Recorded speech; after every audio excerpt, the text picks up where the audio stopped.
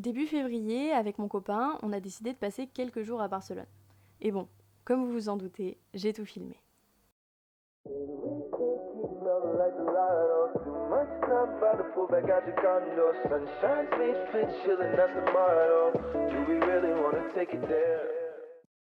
On est parti en bus, bon ça faisait un petit peu ambiance sortie scolaire, mais c'était pas trop cher et surtout c'est toujours plus reposant quand on n'a pas à conduire soi-même. Notre hôtel était un peu excentré, donc forcément on faisait beaucoup de métro et de bus. Alors on sait pas si on s'est fait arnaquer, mais on a pris le gros ticket de touriste qui marche pour tout pendant 48 heures, parce qu'on n'avait pas trop bien compris les histoires de zones et tout ça. Mais bon, au moins on se posait pas de questions. Après j'avoue c'était un peu cher quand même. Look at my eyes, what do you see? Feels like we're only meant to be. All of my life, where have you been? 'Cause you're the only thing I need. T'as carrément les chaussettes Nike qui vont avec. On a commencé par visiter le parc Güell. C'est l'un des endroits les plus touristiques de Barcelone, où tout le monde va faire sa petite photo Insta, et on fait pas exception d'ailleurs. C'est une œuvre de l'architecte Gaudí, qui est le principal représentant du modernisme catalan. Et s'il faut connaître un nom à Barcelone, c'est bien le sien.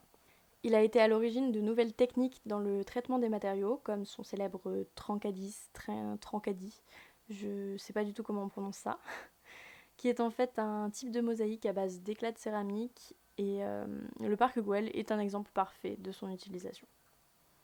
Au début, c'était censé être une cité-jardin, mais vu que les coûts de production devenaient trop élevés, seulement 4 maisons et le parc furent achevés. Ça n'en reste pas moins un endroit très agréable, parfait pour avoir une vue sur les grands sites de Barcelone et profiter du soleil. Ensuite, on s'est rendu vers la place d'Espagne, au niveau du Musée national d'art de Catalogne, qui était fermé, bien évidemment, parce qu'on est arrivé trop tard. En même temps, c'était à prévoir vu notre sens de l'organisation.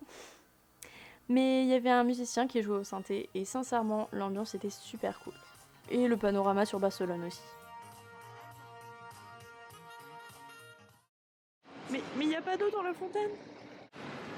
C'est triste. On a terminé la journée au Centre Montatitos. C'est une chaîne de bars où on peut commander des sortes de mini sandwichs et des tapas pour 1 ou 2 euros. C'est vraiment pas cher et il y a des bières juste incroyables. L'une de leurs boissons phares s'appelle Tinto de Verano et c'est une sorte de cocktail à base de vin rouge, de limonade et d'agrumes et c'est juste une tuerie. Je prends tout le temps ça dès que j'y vais. Hace mucho tiempo que yo te vi y yo te he preparado para acercarme a ti. Siento mariposas si te acercas. Estaba bien, eso le pasa a cualquiera, dime la verdad. En espagnol, la sauce piquante s'appelle sauce picante. Je suis pas sûre qu'on dit sauce. Je crois qu'on dit ça en espagnol quand même. Le deuxième jour, on est allé voir l'œuvre la plus connue de Gaudí. Je parle bien évidemment de la Sagrada Familia. C'est le monument le plus visité d'Espagne et le plus emblématique de Barcelone. Sa construction a commencé en 1882 et n'est actuellement toujours pas achevée. La façade de la Passion, que vous voyez sur la vidéo, n'a pas été construite du vivant de Gaudí, mais elle a été inspirée de ses croquis. Gaudí voulait une ornementation anguleuse et dépouillée, afin d'évoquer la souffrance et la mort du Christ. Sur cette façade, on voit plusieurs sculptures réalisées par Josep Maria Subirachs, désolé si c'est pas du tout comme ça qu'on prononce, qui représentent notamment la scène, le baiser de Judas ou encore la crucifixion. Plus tard dans la journée, on s'est rendu dans l'une des plus célèbres avenues de Barcelone, le Passeig de Gracia. À l'origine, c'était l'endroit où résidaient les familles riches de Barcelone. On y trouve donc de magnifiques villas, dont certaines ont évidemment été dessinées par Gaudí, la Casa Batlló et la Casa Milà. Bon, en même temps, à Barcelone, c'est plus compliqué de trouver quelque chose qui n'a pas été dessiné par Gaudí que l'inverse.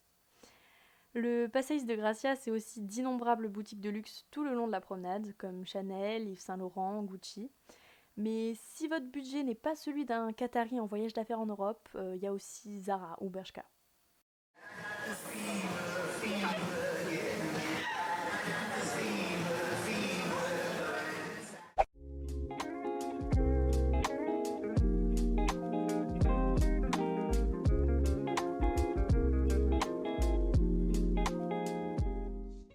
Bon, en fait, le troisième jour, c'était le dernier et on partait juste après-midi en bus. Donc, on n'a pas pu faire grand-chose, mais on a mangé dans un resto vraiment super bon. Donc, je voulais juste vous passer le nom au cas où ça peut servir.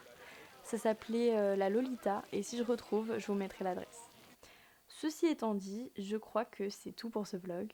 Merci d'avoir suivi et à bientôt pour une prochaine vidéo, j'espère. Bisous! I'll trade you. I'll take the pain that you're going through for the life I wanna give to you.